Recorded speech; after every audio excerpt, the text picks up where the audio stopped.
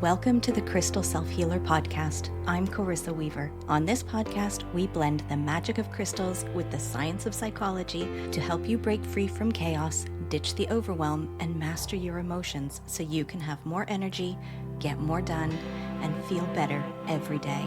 Get ready to unlock your intuition and restore your true power as we cover how you can transform your life using crystals and self-awareness. Are you ready to get started? All right, let's go.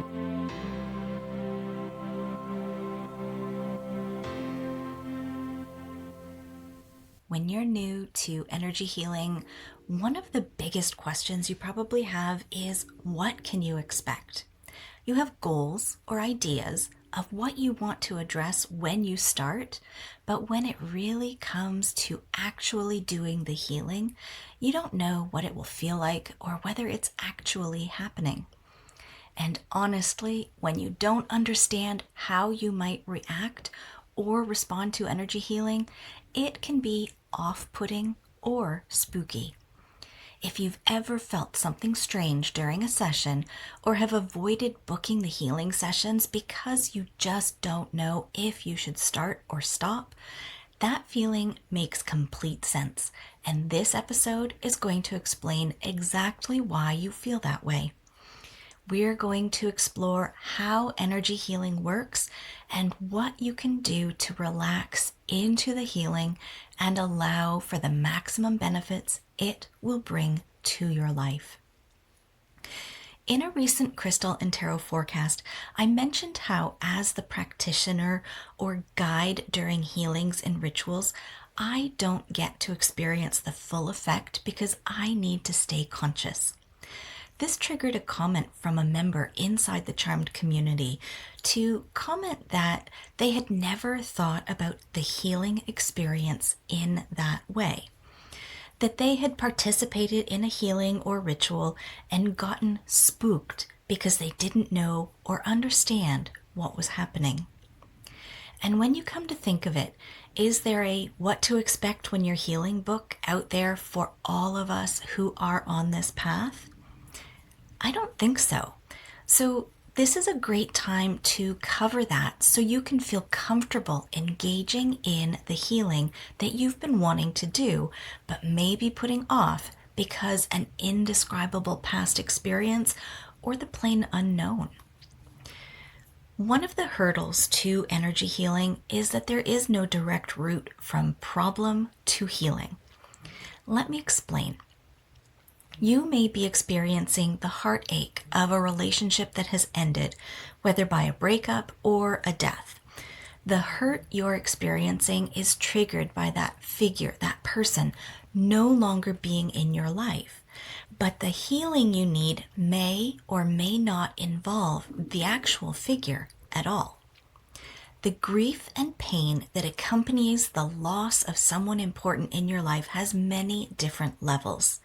Think of them as strands of yarn and include the physical loss, the emotional loss, and the mental loss, just to name a few.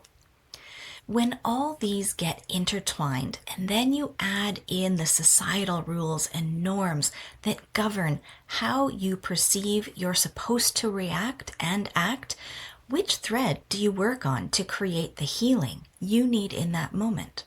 It's overwhelming, there's no direct path to mourn loss, and you don't know which step along the journey will actually bring the healing and the release of the pain.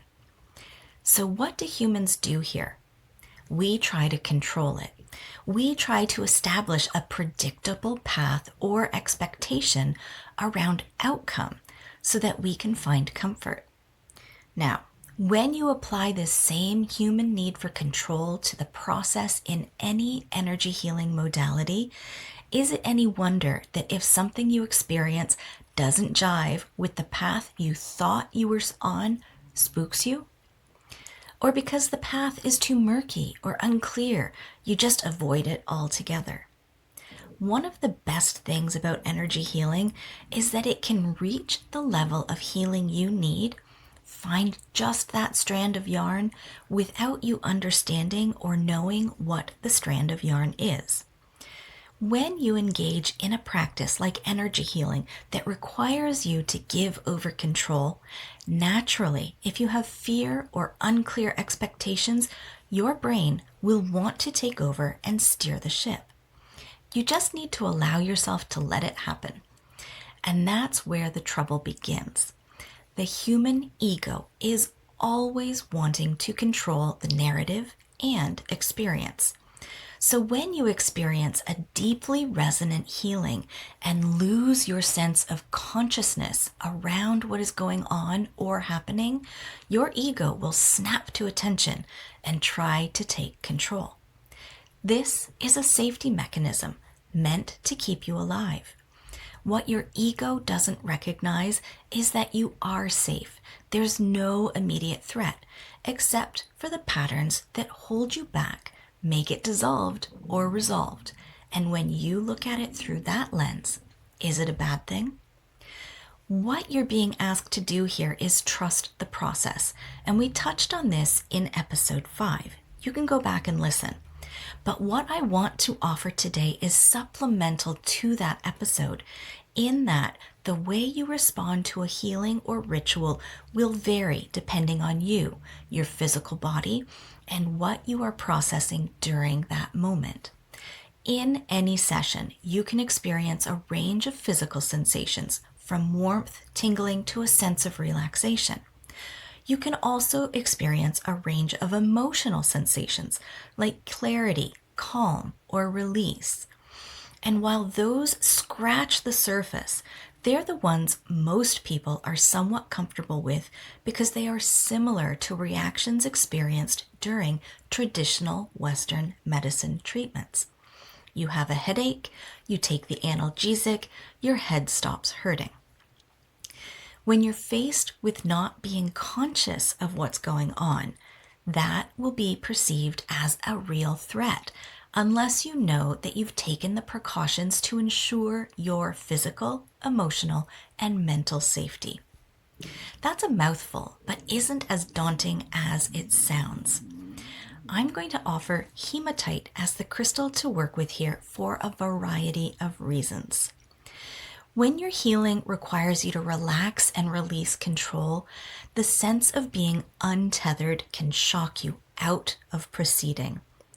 Hematite is a deeply grounding crystal and will ensure you stay firmly rooted in your physical body while you participate in the energetic or ethereal portion of your healing. Because of its iron content, hematite has a noticeable heft to it. This physical weight is a good reminder that it can counteract spaciness and confusion while also grounding you into your body and the physical world.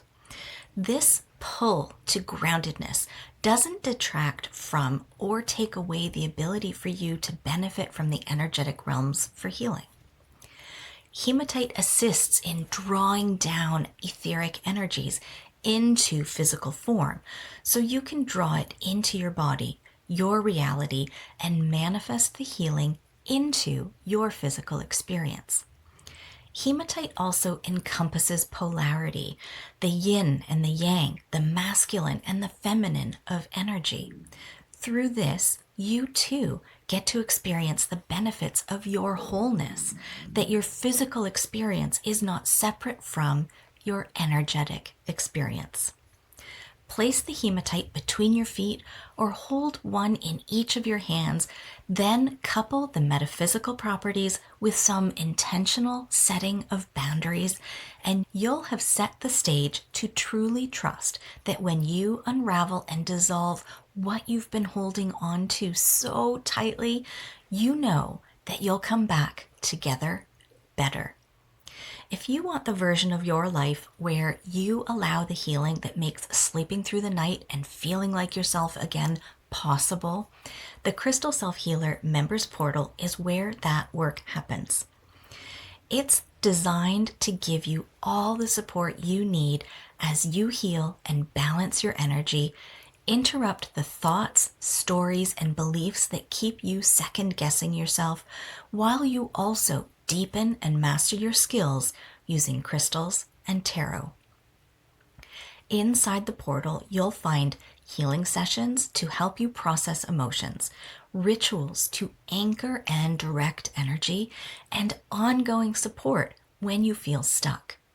With courses, workshops, and activations that foster mastery and spiritual alignment, everything inside the portal is there to help you recognize and interrupt the patterns and cycles that keep repeating so you can move forward with more ease and alignment. Visit my website, threecharmedgems.com, or click the link in the show notes to learn more and join me. Now is the time to stop absorbing the world's chaos and start moving into spiritual integrity. The Crystal Self Healer Members Portal is where that shift begins. Find your clarity and come home to yourself. Today's episode has been brought to you by Hematite and Releasing Control. May we all honor that releasing control is the fastest way to receiving the energy healing we desire. Blessed be, my friends.